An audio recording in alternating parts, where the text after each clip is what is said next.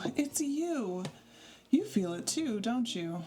That kind of morning where the air feels like it's listening a little closer. And nothing feels quite ordinary, even though everything looks the same. A second letter arrived. Not in the post, mind you. Willowmere has its own way of sending things. But it arrived nonetheless. And the village is shifting. Like memory waking up in the corners. Or maybe, like it's remembering you. Would you like to hear it? What happened next? Let me read it to you, just as it was written. It begins in the market green, threaded with birdsong and the scent of wild plum. Sunlight stretched across the cobbles in pale ribbons, catching on the damp curve of the fountain basin and turning puddles into pools of gold. The breeze was hushed and deliberate, carrying the kind of chill that brushed your neck but didn't quite reach the bone, more thoughtful than cold. The market green had only just begun to stir. Awnings were being drawn with practiced grace, and baskets, still half covered in cloth, began to bloom open with loaves and lemons, sprigs and stitching. Vendors dusted the dew from jars of jam and braids of rosemary, laughing softly between themselves as if not to disturb whatever lingered in the morning hush. The Lanternkeeper stepped out with a hand-woven bag and a half-formed thought still circling behind their eyes. The letter, the flicker, the shadows that moved without wind. They hadn't told anyone, not because they feared they wouldn't be believed, Willowmere wasn't that sort of village, but because some things felt like they'd shrink if named too soon. It wasn't shame or secrecy, it simply wasn't time. Some truths preferred to settle, like tea leaves at the bottom of a cup, where they could speak in their own slow way. But something about the market green called to them that morning, not with urgency exactly, just insistence, like the weight of a memory returning before it's remembered.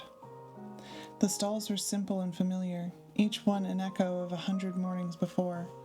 There were rosemary braids twisted with string, hand-sketched maps with smudged ink and curling edges, honeycomb wrapped in wax cloth still soft from the press.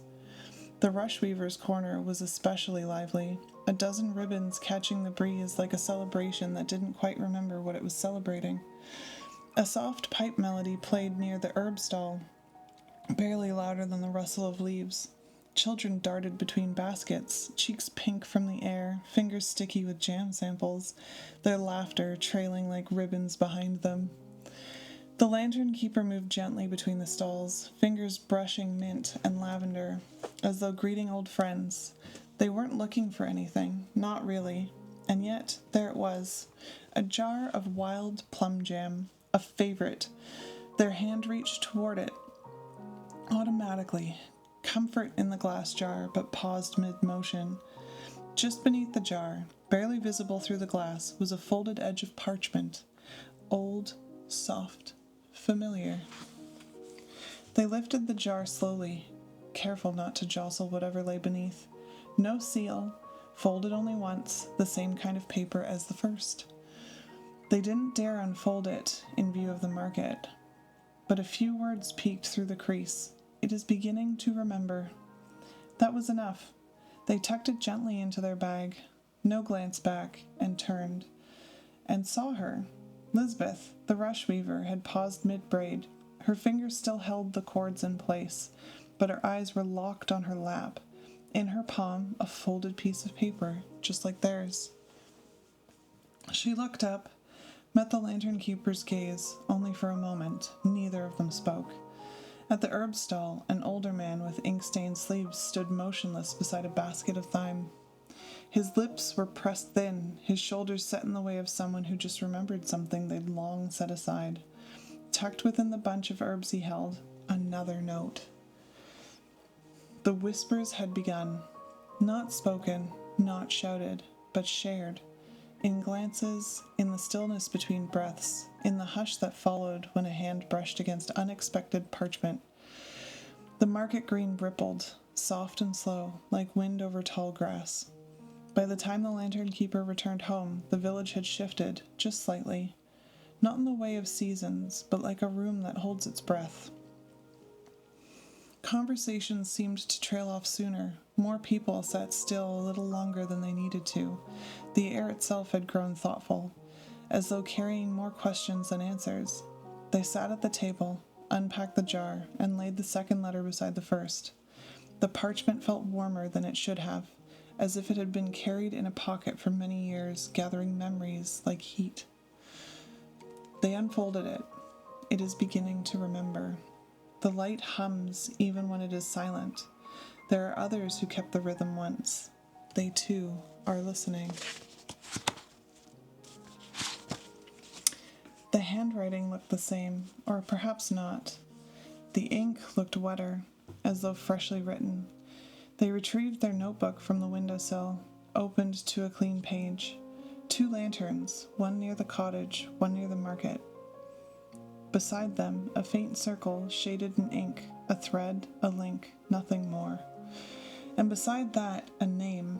They didn't remember writing it, didn't recall even thinking of it, but there it was, Wren. That night, the whisper light flickered again. No shadow moved this time, no creak on the stair, but the air had changed, thicker somehow. Like the moment before a song begins again after a long, long rest. And just before sleep, the Lanternkeeper heard something, not with ears, but with that quiet place in the heart that listens before it understands. A hum, soft and steady, a voice, warming up to speak. In a cottage across the village, old Wren, former post witch, current charm weaver, found a folded scrap of parchment beneath her chair. She said nothing, but later that evening she placed a single sprig of dried rosemary on the windowsill and left the lantern beside it just slightly ajar. It doesn't seem like much, does it? Just a letter beneath a jar, a glance shared in the market, a name you don't remember writing. But that's how it always begins here. Not with answers, just noticing the way stillness can hold meaning, the way memory hums beneath the skin. Something has stirred, and it isn't done. There'll be more when the next letter finds its way here, or when the lantern flickers again. Until then, listen for the hum, watch for the parchment, and if you see a lantern slightly ajar, best leave it that way.